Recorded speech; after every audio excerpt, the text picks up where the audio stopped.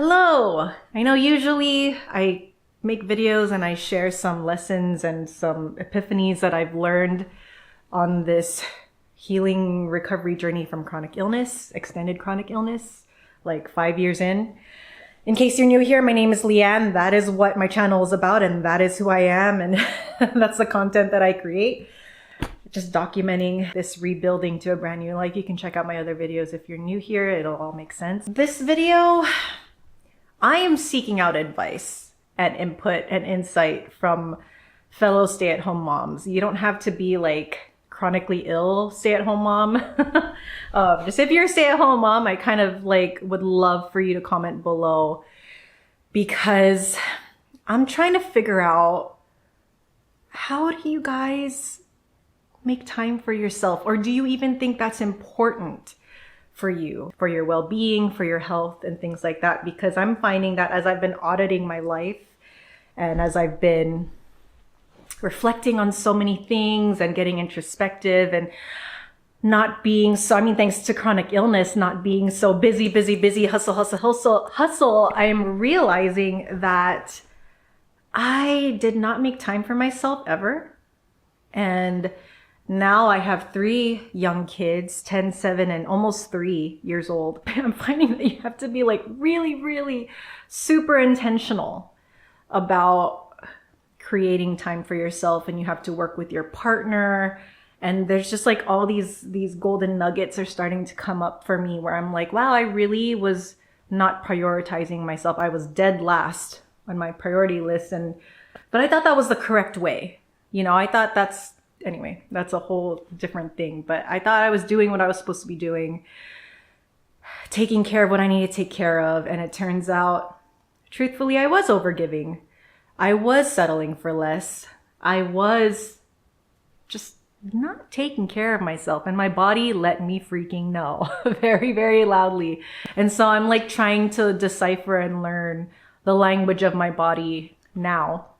And that's kind of what this whole journey has been. If you're not familiar with mind-body, the mind-body medicine, mind-body approach, I'm talking about TMS, tension myoneural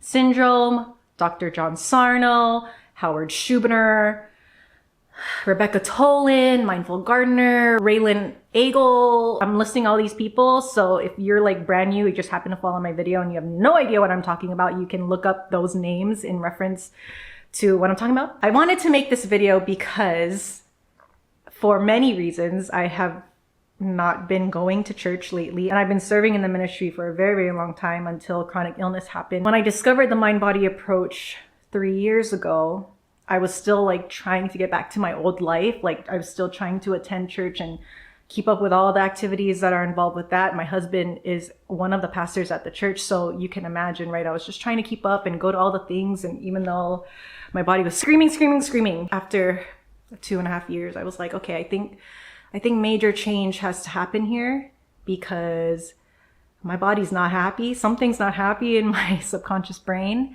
And so I'm gonna pause, I'm gonna step back, I'm gonna take a break, take a sabbatical, and that's where I've been. I just sent my kids off with their grandma, with my mom, to go to church, and they'll be gone for just 2 hours, right? Like that's kind of how long maybe 3, sometimes 4, I don't know. But I'm sitting here and I'm like, if I had not decided that I wasn't going to church and that I'm going to choose myself and have this personal time to myself in a quiet, silent house, then I would have missed out on a lot of things that come up. It's kind of interesting. I know this video is all over the place. I'm trying to organize my thoughts here because so much has happened in the last couple of days. Like for me, I feel like I'm getting like downloads of answers and insight and stuff like that. I'm really cognizant about where and how I spend my time now. Because when I did an audit of my life, I realized that I just organically, just in the season of life that I am with 3 young kids, I don't have any time for myself. If I have to weigh going to church and having to still wrangle my kids because my husband is serving, having to still wrangle my kids for 2 hours when I've spent all day, many days with them, when I love them. But if you know 3 young kids this age and they all need one-on-one attention from their mom, it is like, it's a lot. It's a lot of chatter. It's a lot of demands. And I have to say, I've gotten so much better at just being resilient to when the kids do that. I've been working really, really hard on that. So if I were to choose like this 2 hours, do I want to spend it with myself in silence? Or do I want to spend it at church with a lot of people, with a lot of stimuli, when my bucket's already high? I can feel it. Especially because we had a family day trip yesterday, and it was a full day and it was so much fun, but I could feel like I was kind of maxed out and I just wanted to rest. And we got invited to go out to dinner that night, and I made the choice. I chose myself, which old Leanne would not have done before. Old Leanne kind of just went off and went everywhere. And I'm not saying that's a bad thing, but when your body starts acting up and you are like, if you're honest with yourself and you're feeling maxed out and you need time with yourself, you have to heed those, what your body's communicating. So I could tell I was maxed a bit, even though I had a great day. And so I decided not to go. So my husband went and he took the kids, and my body, of course, I expected it. It was like, well, and I invited it to, I guess this is like a form of somatic tracking, but I kind of laid there and I just let all the sensations, I invited them all. And I was like, okay, brain and body, I know you're feeling things. I know you want to move things along. I know you want to express, go ahead. I'm literally laying there, and my body was speaking up quite intensely, but I've been on this journey for over 3 years. So I kind of knew what was happening and what to expect. It was really intense though. Also, what came with the sensations, like I find that if you just kind of relax and you just ask your body like, oh, okay, like, yeah, you're feeling this. Oh, you're feeling this. Oh, okay, yeah. You're bothered here, you're bothered there.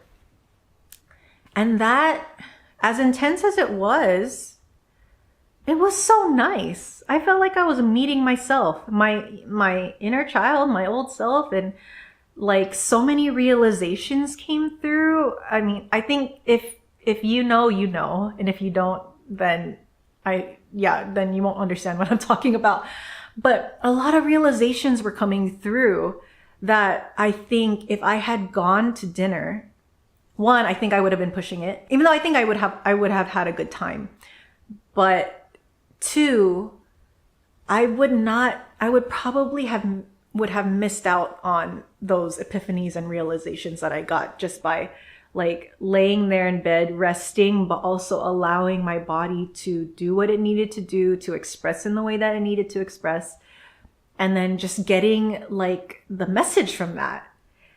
And it made me feel really as if I validated myself. It was like a date with myself, if that makes sense.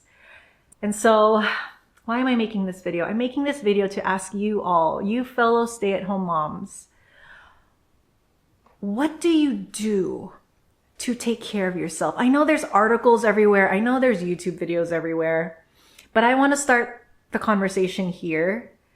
If you could comment and say, like, especially those of you mothers, like you feel like you've got your system down. And I'm talking specifically stay-at-home moms because I was a working mom for, I don't know what, 8 years, full time. I loved my job. I felt like I was killing it and doing a good job. But now when I look back, I can see how being at my job was my me time. So I didn't feel like, it was different. It was very different. It's very different when you're at work most of the time. And I'm not knocking working moms. Hello, I've been there too. I know the struggle. But now in this season, I've been a stay-at-home mom for, when did I leave my job? 23. So yeah, about 2 years, coming up on 2 years. And the demands are different. And the needs are different. It's like comparing apples and oranges, a working mom versus a stay-at-home mom. It's totally different. So I'm asking stay-at-home moms specifically, what do you do to take care of yourself? Because I want ideas.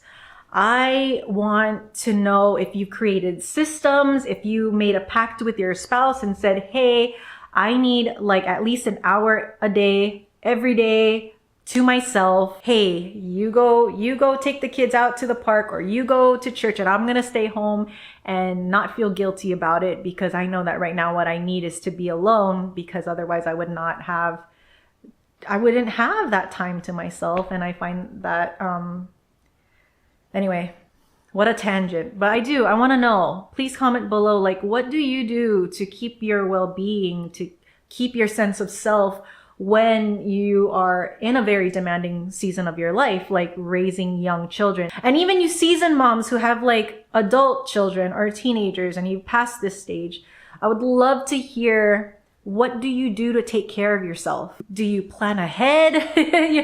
Where do you find your fill? Like, I just want to know everything. I want to know what you guys are doing, what you moms are doing to get grounded again, to empty your bucket, to bring your baseline down. I really want to know. While I've been on this mind-body journey, I have worked with different coaches, awesome people, awesome women, awesome men. I have worked with different groups and been in different forums and things like that. And I just find that as much as my coaches were so wonderful in helping me like gain a sense of self, I wanted that parent perspective, because it's a different weight on you when you have a family to serve and to raise. And these particular coaches that I worked with, they were not mothers, and it's not a knock on them. They were wonderful, but they didn't have that perspective. So I'm trying to hear from people that, like have young kids. Yeah, help a girl out here. Please let me know what has been working for you, what hasn't been working for you. And I just want ideas, because this is a brand new life. I thought I would be a working mom, because my mom was a working mom. I mean, she was kind of a single mom, 2-3 jobs. So the realization that my mom honestly just wasn't around to raise us emotionally, mentally, like even physically, she just wasn't there. That's just the circumstances that it was. So I feel like I'm learning from scratch in many ways, but especially as a parent, because there was just I didn't have a reference point. So I am like a sponge right now. I want to know what moms are doing. I want to know what you're doing. What are you doing that is successful? What are you doing that is feeding your soul, filling up your battery so that you have energy to serve? And I am very cognizant now of the fact that my children are blessings. They are not burdens. Absolutely not. I do view them in a different light.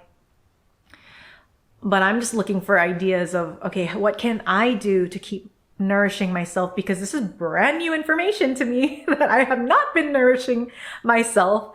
So, please help me. Please tell me what you do to nourish yourself so that I can take on what you've learned. That's what's working for you. So we can all like share together and be better mothers and be better people and be healthier and have more well-being and enjoy our lives and thrive. So yeah, that is my big ask for this video. I hope YouTube circulates this around, because I would love to hear what you guys are doing. And I wanted to end this video with a little segment from Mel Robbins' quote that I thought was really cool and really put things into perspective. Silence also provides an opportunity for self-reflection and personal growth. In the quiet, away from distractions, you can gain insight into your thoughts, your desires, and your fears. Many of us are constantly moving, doing, and achieving without taking the time to check in with ourselves. The world demands so much of us, and it can be easy to lose touch with our inner selves. But when we make space for silence, we allow ourselves the time and mental space to reflect on our goals, our emotions, and our values. It's in this silence that we often gain the clarity we need to make important decisions or to redirect our path. The answers we seek are sometimes buried beneath the noise of everyday life, and it is only in the stillness that we can hear our own wisdom. Yeah. So please let me know. If you agree, if you disagree, what you do, what you don't do, what's working for you, what's not working for you. Mothers out there, I want to know your hobbies. I want to know how you conduct your day. Please share anything with me because I need it. I would love to know. Until next time, guys, take care.